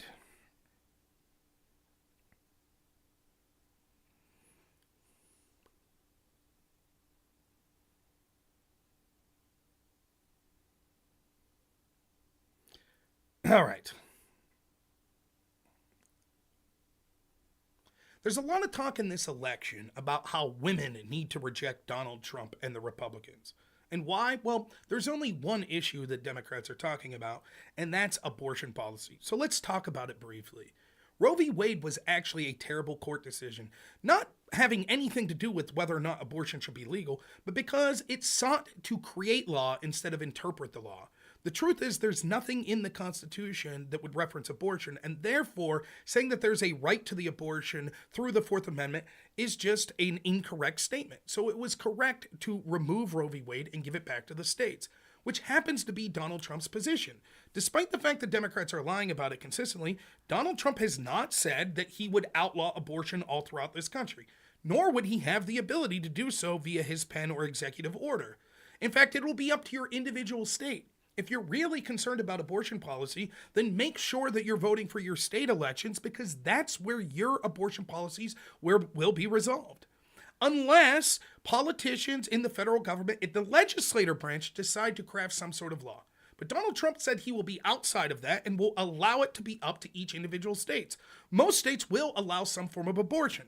The problem is the Democrats massively overstate even the states that are more limited in abortion, and they make up stories like, tragically, this woman who passed away because she took the morning after pill and doctors were incompetent and allowed her to die from it. Instead of actually having concern for this young woman, what has happened is the Democrats have exploited her death and falsely claimed it was because Roe v. Wade got overturned, which had nothing to do with it. The truth is, Democrats know that the policies they have aren't popular policies in this country, and so they have to scaremonger you that Republicans want to be in your bedroom and totally control you, and that's just not the case. Democrat policies and their embracement of, well, women need to be in the workplace and, against the values of stay-at-home moms and the strong family union has actually led to women being less happy as it goes on into the future. Now, I'm all for, and as is Trump and Republicans, of women making their own choice. It's the Democrats that don't like the choice when that choice is actually being the most important job, which is that of being a mother. Democrats all of a sudden decide that they're going to treat those people with derision that seek to be fantastic moms. They want an economy where you can't afford to be a parent. They want an economy where both people in the household have to work just to make ends meet. I choose to believe and know from the many women in my life that women are concerned about being able to provide for their children, being able to pay rent, being able to buy groceries, being able to be safe from rampant crime. Without getting too much into a discussion of crime numbers, know this. The amount of sexual assault and violence against women that occurs in this country is disastrous, even if it gradually gets better. And many metrics show that it's not getting better. In fact, the National Crime Victimization Survey, where women self-report and all victims of crime self-report, say that those things are actually getting worse. But the Democrats don't care about that. In fact, many times they seek to limit cashless bail so that these violent criminals are put back on the street. They don't care that people are being mass flown in for cultures that don't have the same respect for women that people in the United States have. They also don't care that they have a disastrous border policy, and that policy is leading to much sexual violence against women as cartel members in droves are going after vulnerable women that are trying to cross the border and doing the most heinous of things to them. They don't care that 300,000 children are now out of the purview of ICE and haven't checked in ways they were supposed to be. And some of those children may actually be being trafficked. No, all they care to do is pander to you about one issue, that issue of abortion. Donald Trump isn't the monster that he's being purveyed to be when it comes to the issue of abortion. He's suggesting that it be left up to the states. Each state will make these policies. But Donald Trump is the person that respects your right to be a mother, that respects strong family values, that respects hard workers and wanting to have an economy. We have his record. We have the record of Donald Trump versus the record of Kamala Harris and Biden. Harris, who said she can't think of anything she would have done differently than Biden. Despite the fact that Democrats are trying to fearmonger to women because they don't have policies that they would embrace, claiming that you'll end up in a virtual handmaiden's tale, we saw that 4 years of Trump wasn't like that. So for the women that care about their careers, for the women that care about their families, for the women who care about safety and care about the world not being involved in the conflicts that we see that are being led to by disastrous Kamala Harris and Democrat policies, I strongly urge you in this election to vote for Trump 2024. Because you're not someone who needs to be pandered to for being a woman. You are an American who has the hopes and dreams and values of everyone else in this country. You care about your family. You care about being able to afford things. You care about safety. You care about a secure border. And you care about the world going in a positive direction and not one that's closer to war than it's been for such a long time. So for those reasons, you should vote for Republicans and Trump in 2024. Okay. I think think I repeated that twice there at the end. That sucks. Oh, well.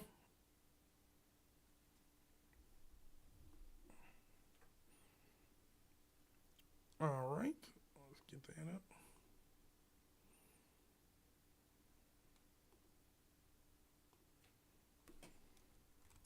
Ah, shit. I got to redo that one. That's my first fuck up. I forgot to say one of the most important things. I'm going to delete that. All right, deleted. All right, we're going to redo women. Sorry.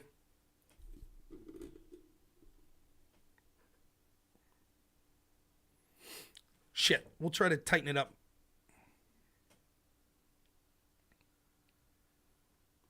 Democrats have been heavily focusing on the woman vote this year, and I understand why. They understand that they're unable to run on the disastrous policies of the Harris-Biden administration, and on almost all issues that Americans care the most about, a secure border, the economy, having a world that's not in the precipice of World War III, that Trump's 4 years were markedly better in every one of those metrics than the Harris-Biden administration. And make no mistake about it, Kamala Harris said she wouldn't think of anything she would have done differently than Joe Biden. Nothing came to her head. And so would they instead to pander to women based on one issue and by telling lies on it, and that is the issue of abortion. So let's talk about it for a minute. They say that Trump has signed on to Project 2025 and he's going to eliminate all women's right to abortion and have it be a handmaid's tale. Let me first ask you this. We've seen 4 years of Donald Trump. Is that what happened? Of course, he did appoint judges that ended up overturning Roe v. Wade. But Roe v. Wade was bad not because it allowed abortions, because it wasn't based on sound constitutional principles. So it was correct to overturn it, and what the Constitution calls for is that decision on abortion now goes back to the states, like all laws that aren't specifically outlined in the Constitution are supposed to. And almost all states allow some form of abortion at this juncture. If you're really concerned about abortion politics, then please make sure you go vote and you're voting for those state races, which are very important. However, Donald Trump has said that he's not going to ban all abortion, nor would he be able to. He said he wouldn't even say that he would sign off on legislation that would ban all abortion if it came to his desk. In fact, quite to the contrary, when it comes to the issue of abortion, Trump's actually been far more easygoing on it than many Republicans we've seen in the past, much to the chagrin of many people in the Republican Party. He's saying he should stay completely out of it, and instead it should be up to the states. And yet, instead of telling you the truth on that, Democrats who have nothing else to run on have decided to pander to you. They don't care that you can't afford groceries. They don't care that you don't feel safe and the border's not secure. Nope, all they care about is pandering to you and hoping that their lies will appeal to your emotions because they treat you as people that can't have the truth told to you. By the way, that's why Democrats lied to you about Biden's cognitive health, because they didn't trust you. They lied to you. They had him de facto win the primary. And then what happened as soon as that was over? They forced him out and installed someone in Kamala Harris. And they also think that that's a reason that you're going to vote for them because, look, we appointed a woman. So therefore, ignore all the values that you actually have and the cares that you actually have about, the economy. We're not going to talk to you about specific policy. Look, it's a woman and Trump hates women and abortion. Not to mention the Democrats don't respect women when it comes to the issue of having women have safe spaces for themselves. We can see that Democrats have consistently pushed to have biological men infiltrate women's spaces. And when the predictable happens and many of these people end up assaulting women, we're told often by Democrats that it would be inappropriate for the women to speak up about it. It's somehow bigoted. Women will be treated like the Democratic Party, just like all of the other groups they pander to. They'll be superficially told, here's one policy we think you like, and then they'll be told to be quiet. There's more important groups to focus on. I choose to believe that women are smart enough to see through the lies, that they will understand that only looking at them as one thing, as someone who's concerned about abortion and that's it, is not the correct way that women will look at things. Many women are concerned about family values. Family values are antithetical to today's Democratic Party. In fact, it's not safe, legal, and rare when it comes to abortion. It's celebrate your abortion even into the third trimester. That's who the Democrats have become. They don't care about the safety of women. They don't care about the economic viability of women. All they care about is the pandering.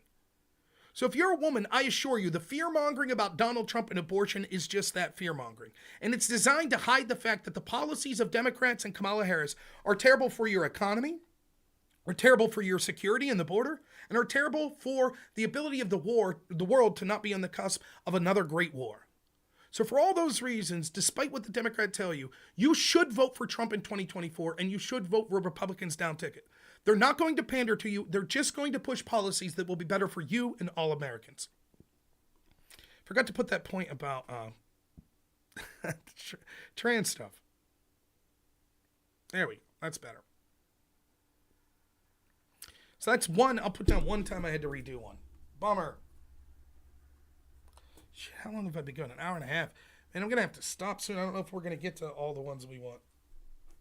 We got 1, 2, 3, 4, 5, 6, 7, 8, 9, 10, 11. Still got 11 to do. I'm done. 1, 2, 3, 4, 5, 6, 7, 8, 9, 10, 11, 12, 13, 14. All right. We'll see. We'll do a couple more. Are there any? We'll ask that. We're going to do 3 more. Audience, what are the 3 that you want?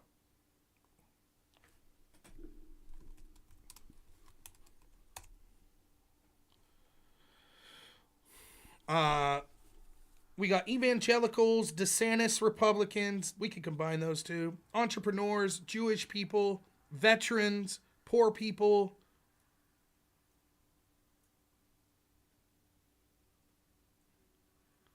What do you think? Yeah, joke ones are out. DeSantis Republicans, okay, we'll do. Communists, we already basically did. We did progressives. Vets and extra service, okay. Okay, vets. DeSantis.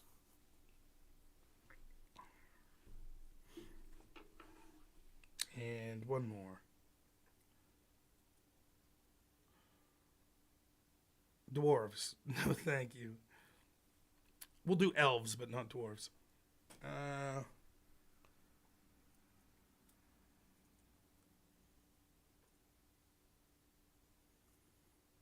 Let's do...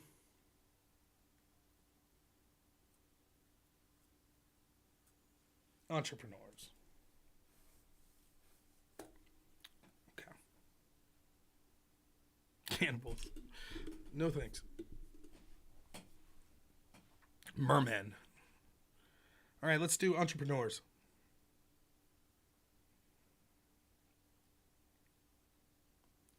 During the pandemic, we had one of the biggest collapses of small-owned businesses in the history of this country. Why? Because many of them were deemed non-essential.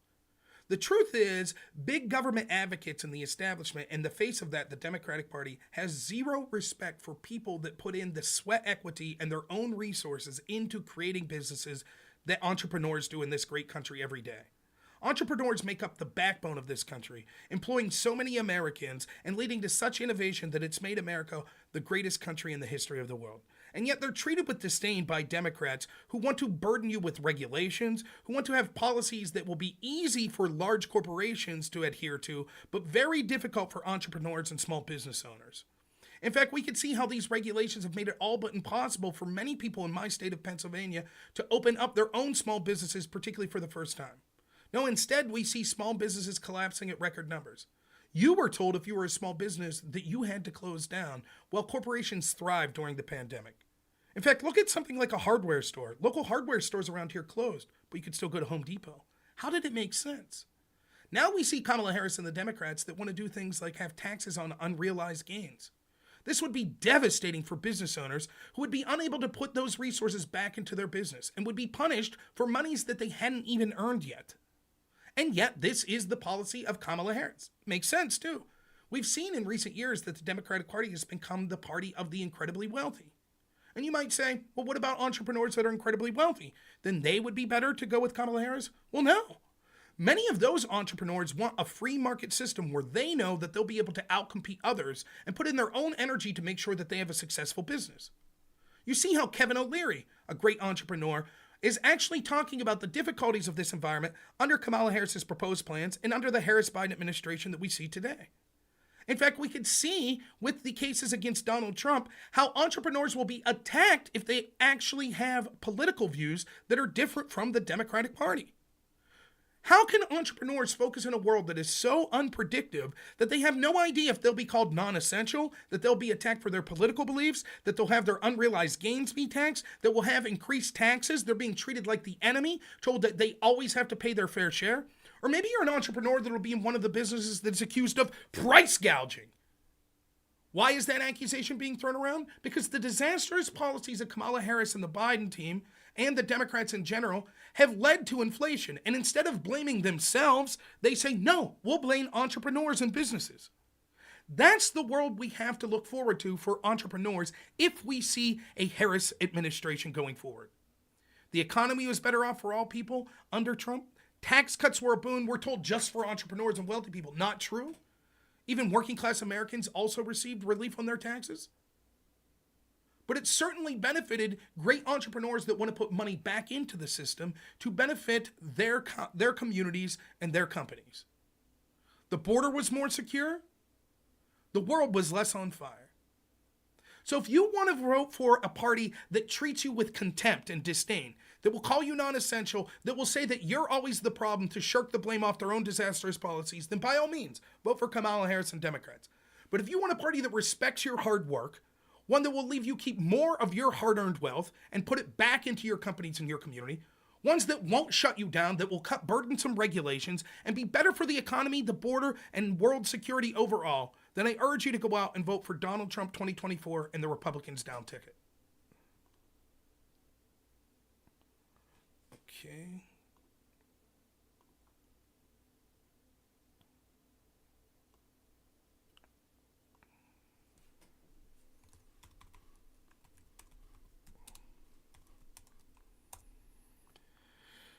Okay. DeSantis, Republicans, and veterans. Let's do veterans.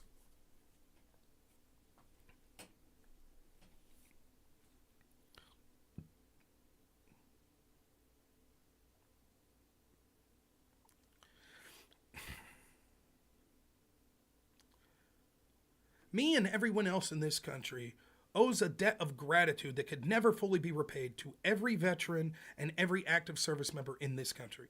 It does not matter what your reasons were for getting involved in our armed forces. It doesn't matter what your political persuasion or your background is. You took the call to arms to defend this great country, and we all owe you a debt of gratitude for that. And yet it seems that the Democratic Party and Kamala Harris doesn't care at all about that. We could see how when service members died because of their disastrous policies in Afghanistan, they didn't even take the time to contact the families of those service members that tragically passed. Their policies, in fact, directly led to having to request that the Taliban provide defense, as we basically neutered our armed servicemen over there. And then the Taliban failed as a bomb killed 11 of our service people. We see that instead of doing something about this and showing a debt of gratitude and actually calling these people, quite to the contrary, what did the Harris-Biden administration do? Well, they went on television and bragged that they got those responsible, but they didn't. What they did was they bombed an interpreter that helped the United States service people and his family. And then we see that Kamala Harris actually had the audacity to blame Donald Trump when at the request of these Gold Star families, he showed up to services that they requested at their behest.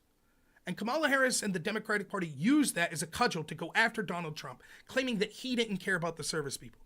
Our entire national media refused steadfastly to hear from those Gold Star families that talked about how angry they were at the politicization of this was from the Democrats and Kamala Harris, and about how they actually respected Trump for reaching out to them. Trump is a human and has many flaws. But the little things about Trump is how you can see how much he respects our active duty service members and veterans. He was on Joe Rogan recently, and he spoke with great passion in a human way about how he was on a trip to help fight ISIS, and he was being sent to a place where they were going to be able to discuss it. And he, at great length, talked about the talent, not of the generals, but of the pilots, and how they were some of the most impressive people he'd ever seen. We remember the footage where he's getting off, I believe it was Air Force One, and the Marine that's standing there's hat blows off. And Trump, in that moment, without thinking, without time to have some sort of political stunt, grabbed the hat of that service member and handed it to him. Juxtapose that based on the treatment that you see of Democrats. Juxtapose that to the de facto leader of the Democratic Party, Barack Obama, standing in the rain as a service member holding an umbrella over his head.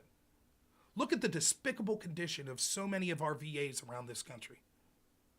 Look at the terrible treatment that we see that's offered, not just through benefits and other things like that should come from the government that should absolutely be going to these veterans, but just culturally and how veterans are talked about.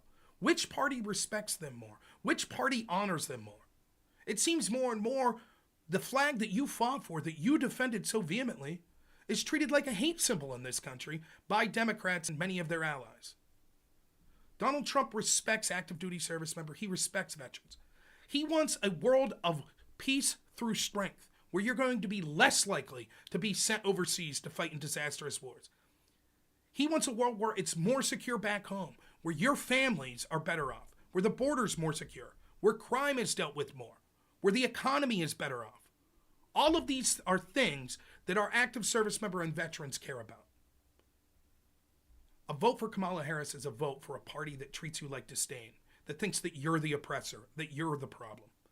A vote for Trump 2024 and Republicans down ballot means a vote for people that respect your service. People that will do everything they can to keep our country safe through strength, to ensure that we are peaceful and we are not required to go into these difficult conflict areas. Trump tried to bring soldiers back home from areas like Syria when he was president, while his own general stabbed him in the back. The Harris-Biden administration treated our troops like garbage with their disastrous pullout of Afghanistan. We should have came home, but not in that way to jeopardize our soldiers. And they haven't answered to the families of those servicemen that died or the servicemen that were scarred in those attacks. Instead, they've sought to ignore it because they don't care about veterans and they don't care about our armed services. So please, I urge you, for all these reasons and more, go vote for Trump 2024 and vote for Republicans down ballot.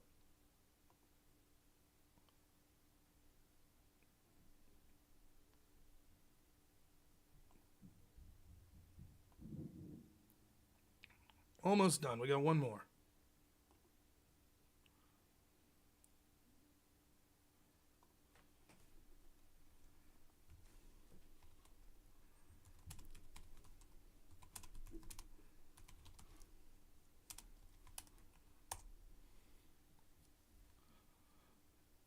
Trump did not call soldiers suckers and losers. That's a hoax spread by Kelly. It was refuted by many people that were there that didn't happen. You'll choose a bit. Oh, I also heard that Kamala Harris said that all troops are the most disgusting, vile people ever. They're good, right?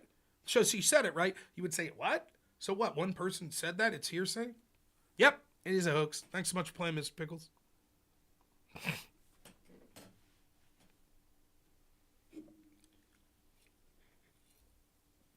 Last one. DeSantis, Republicans.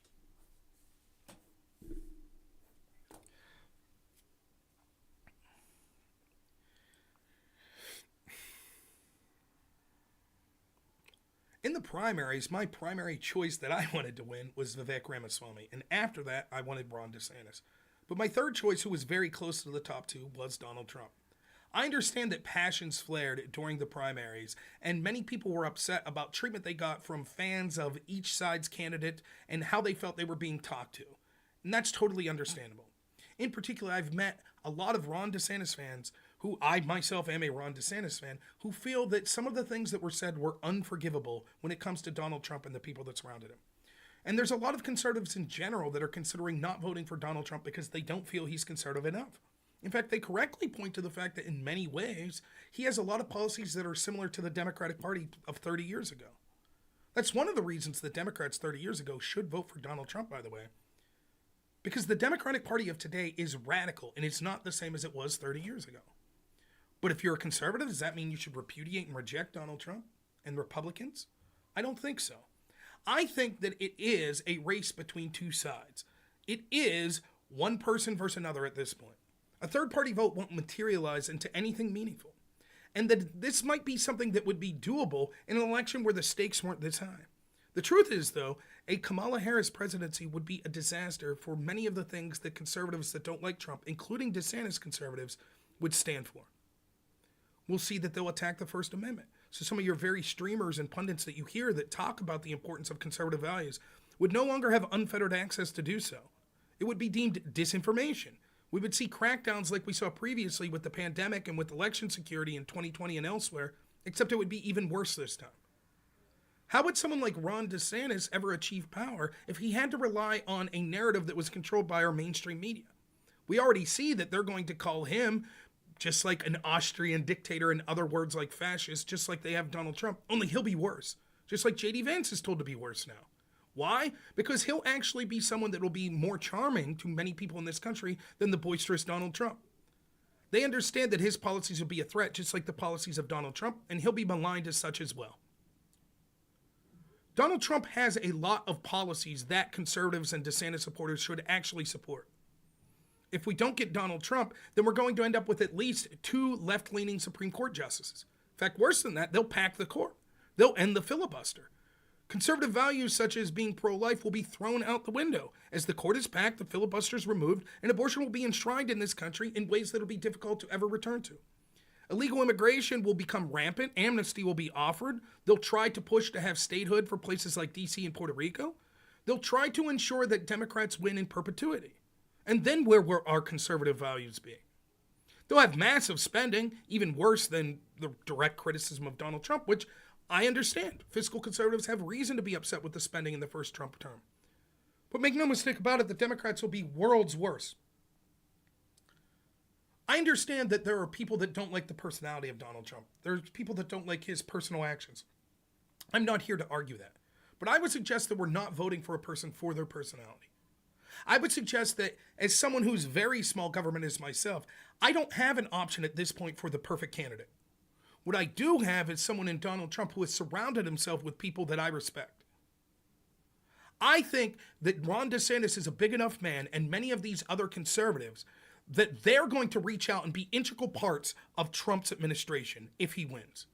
I think that if you're worried about the best possible chance for someone great like Ron DeSantis achieving presidency in the future, then the best possible scenario for that is a Trump victory. A Trump loss means, unfortunately, that you're likely to see all those harms that I mentioned that the Democrats will usher in that will all but ensure that they win almost every election going forward. A Trump loss would also mean that Republicans like Mitt Romney will try to take the party back over in a repudiation of many of the policies that people like Ron DeSantis would stand for. The best chance to have the policies, the character, and the values that conservatives and DeSantis supporters want is at this time tomorrow to vote for Donald Trump.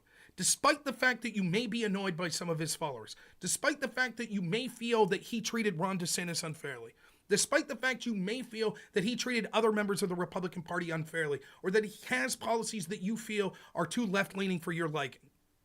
In every metric, though, he is better than Kamala Harris and the Democrats. So I urge you to get out there and vote. Even if you're not as enthused to vote for Donald Trump, you should vote for him because it's the best chance to also vote for Republicans in the House of Representatives and Senate, and then have a presidency that would actually be allowed to have them to have an agenda that hopefully will be more conservative. So I understand being upset the way the primary went, being upset at a lot of the discussion and chatter that's gone on social media circles and elsewhere. But I implore you, for just this time, consider voting for Donald Trump. It'll be the last time that he's in office, the last time that he'll run. And a vote for Donald Trump ensures that we're at least buying time to have the very conservatives and the values you want have a chance to go through not only his administration, but in administrations going forward. A Democratic win at this point, particularly through a radical Kamala Harris, means that the chances of that happening will be dwindled to almost nothing.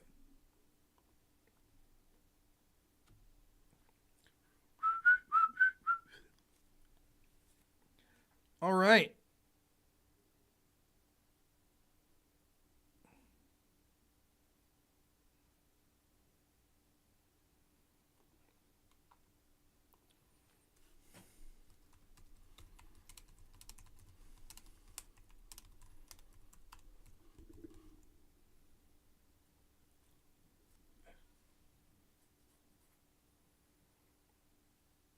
Christian Prince, I saw some of that debate. I liked it. What do y'all think? Did I miss any super chats? Let's check that. Yeah, I did. Drew the Dogman, thank you again for becoming a Nor Nation member. Landon Manwaring for $10 says, preach. I got 3 people otherwise would have voted for Trump. With the country's division, does a Trump presidency unite us even if he widely benefits the country, or do we divide even more?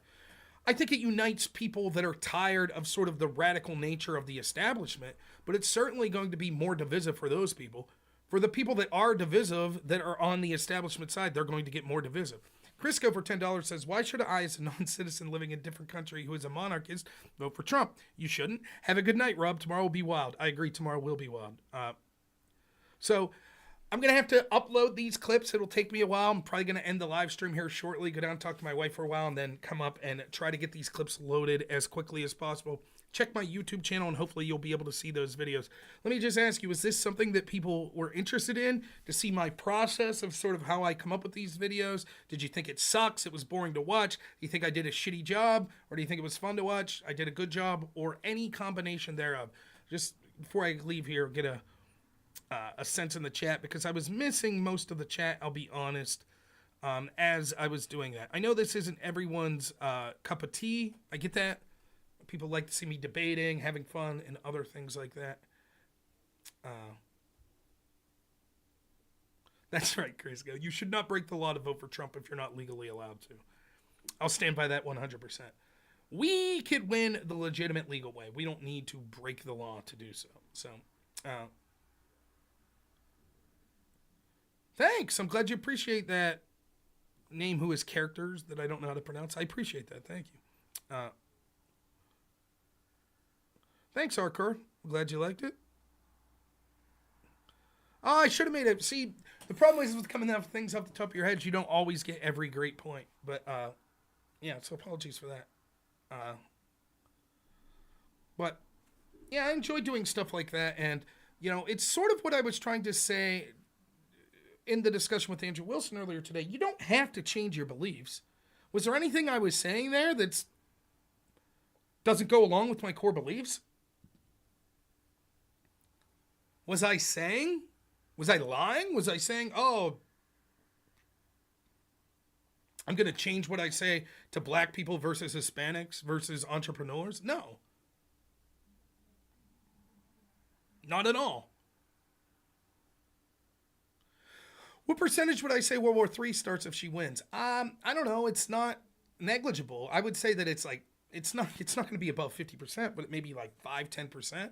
But a 5-10% of World War III is a disaster. That's unimaginable.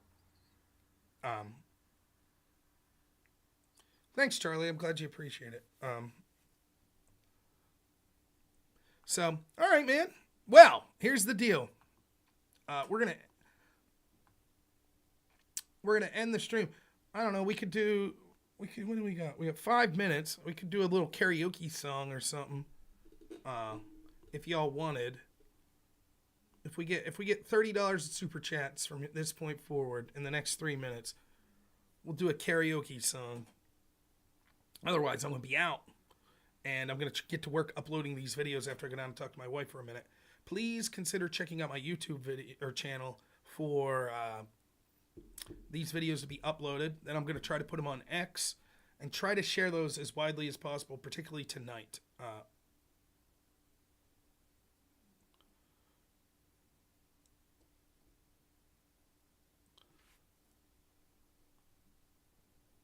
It's so funny. Sometimes I'm reading comments and I just see like two people responding to each other, and I always assume the comment's about me. So I'm pretty sure Adversity is not telling me no one expected me to approach my videos in good faith. He's probably talking to someone else. But like my gut feeling's like, what the fuck you talking about? What? Yeah, that's what I mean. This dude is dense. I am maybe dense. That's fair. I got a high density. That's probably true. So, all right, guys. You guys are the best. Thank you so much. Listen, be safe. Get out there and vote tomorrow. For real. Get out there and vote. Listen, I'll say it one last time. If you're a Democrat, listen, I'm not going to hate you. It's not in me to hate very many people at all. I know Democrats that are voting the other way. It's perfectly fine. I think you're making a huge mistake. For all the reasons that I said today and I've been saying for years and years and years, I really do think so. I think that from the bottom of my heart, a Trump presidency would be far better for this country, for all people. Not all people in the sense that it doesn't matter who wins. Some people will be better off and some will be worse off. That's just the nature of life. But on average, a Trump presidency will be much better for this country, I think, than a Kamala Harris presidency. And the Republicans will be better than Democrats. And I'll join you in criticizing Trump and Republicans every time that I should, or that I feel I should. And for those saying that's not true, I'm just a cheerleader, I don't know what to say there other than look at my record from 2000. 2020, heavily criticizing Trump on the pandemic, on spending, on actions in Syria, on some of the things he says, lack of action in draining the swamp. And I'll be there again criticizing him when I think he fails. But what's important now is being honest, trying to inform people as much as possible, and getting Trump across the finish line. So I implore all of you, go vote tomorrow. I know it sucks, but bother your friends, bother your neighbors, bother your coworkers. Try to encourage them. Go vote. Sometimes it can be burdensome. I get it. Sometimes you have to wait a while in line. Just do this one thing. I don't care how confident you are. If you don't go vote, we will lose. You have to think of it that way. You have to.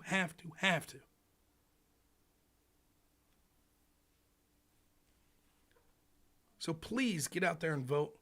Worry about celebrating later. Get out there and vote. Have your voice heard. Do what you can. Help this country. Talk to as many people as you think. That's right. Even if you think there's a 90% chance Trump wins, you have to vote. You have to. So I hope you will. I look forward to talking to you tomorrow night. We'll be up until the wee hours of the night tomorrow. It's going to be a fun stream.